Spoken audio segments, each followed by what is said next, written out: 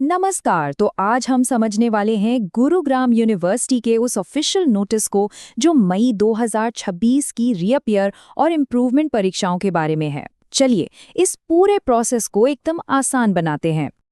अक्सर होता है ना कि यूनिवर्सिटी के नोटिस को समझना थोड़ा मुश्किल हो जाता है, काफी कंफ्यूजिंग लगता है।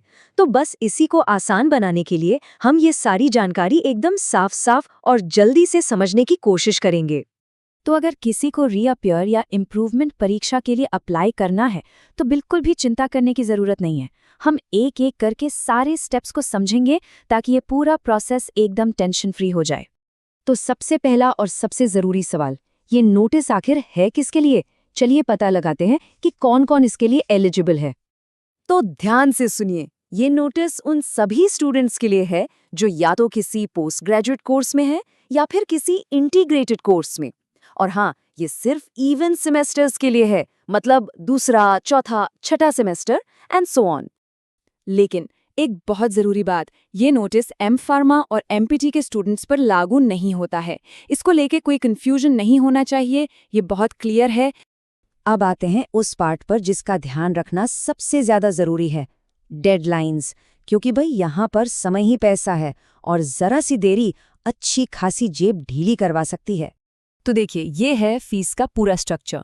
सबसे इंपॉर्टेंट डेट जो दिमाग में बैठा लेनी है वो है 1 अप्रैल 2026। इस तारीख तक फॉर्म भर दिया तो कोई लेट फीस नहीं है, 0।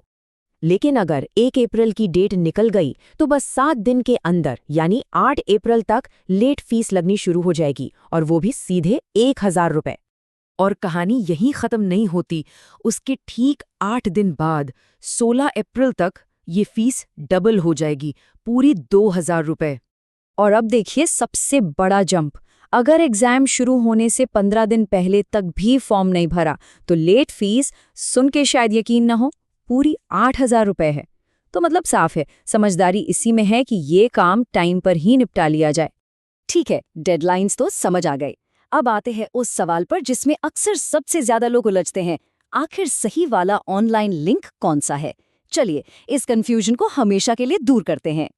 देखिए, इसका एक बहुत ही सीधा सा फॉर्मूला है। अगर एडमिशन साल 2024 में हुआ है तो समर्थ पोर्टल पर जाना है, और अगर एडमिशन 2024 से पहले का है, मतलब 2023, 22 या उससे भी पहले का, तो यूनिवर्सिटी के मेन पोर्टल पर जाना होगा। सिंपल। तो जो 2024 बैच के स्टूडेंट्स हैं उनके लिए सही लिंक है gurugram.samarth.edu.in। इस एड्रेस को कहीं नोट कर लें। और बाकी सभी सीनियर बैचेस के लिए लिंक है gurugram.university.ac.in/re। बस ये पक्का कर लेना है कि सही पोर्टल ही इस्तेमाल हो रहा है। ओके, तो अब जरा समर्थ पोर्टल पर अप्लाई करने का प्रोसेस देख लेते हैं। ये खास तौर पर 2024 एडमिशन बैच के लिए है। प्रोसेस वैसे काफ़ी सिंपल है, जैसा नोटिस में बताया गया है। सबसे पहले समर्थ पोर्टल में लॉगिन करना है, फिर एग्जामिनेशन वाले सेक्शन में जाना है, वहाँ रजिस्ट्रेशन पर क्लिक करना है और आखिर में सप्लीमेंट्री का ऑप्शन सेलेक्ट कर लेना है, बस। अच्छा, अब एक और ज़रूरी बात, कई बार ऑनलाइन फॉर्म भरते हुए कुछ टेक्निकल प्रॉब्लम आ जाती है ना? तो अगर ऐसा कुछ हो जाए तो क्या करना है? चलिए इसका भी ऑफिशियल तरीका जानते हैं। तो सवाल ये है कि अगर फॉर्म भरते समय कोई भी टेक्निकल दिक्कत आए तो क्या करें? यूनिवर्सिटी ने इसका एक बहुत ही क्लियर तरीका बताया है। सबसे पहले तो नोटिस में साफ साफ लिखा है कि किसी भी टेक्निकल दिक्कत के लिए भाग के यूनिवर्सिटी जाने की कोई ज़रूरत नहीं है। इसका सल्यूशन ईमेल पर ही मिलेगा, तो बस इंतज़ार करना होगा। करना क्या है? अपनी पूरी प्रॉब्लम को डिटेल में लिखकर grievanceexamgood@gmail.com पर ईमेल कर देना है। यही ऑफिशियल तरीका है शिकायत दर्ज करवाने का। एक बार ईमेल भेज दिया तो उम्मीद है कि 1 से 2 वर्किंग डेज में जवाब आ जाएगा। तो थोड़ा पेशेंस रखना है और अपना रजिस्टर्ड ईमेल चेक करते रहना है। तो चलिए फटाफट से सारी ज़रूरी बातें एक बार दोहरा लेते हैं। सबसे पहली और ज़रूरी बात, 1 अप्रैल से पहले अप्लाई करना है ताकि लेट फीस ना लगे। दूसरी, एडमिशन के साल के हिसाब से सही लिंक चुनना है, 2024 वालों के लिए समर्थ, बाकियों के लिए मेन पोर्टल। और तीसरी, कोई भी टेक्निकल प्रॉब्लम हो तो बस ग्रीवियंस वाले एड्रेस पर ईमेल करना है। तो अब सारी जानकारी बिल्कुल क्लियर है, तो अब देर किस बात की? इस काम को फटाफट निपटाने के लिए तैयार हो जाना चाहिए। इस फॉर्म भरने वाले काम को अभी कॉन्फिडेंस के साथ खत्म करें।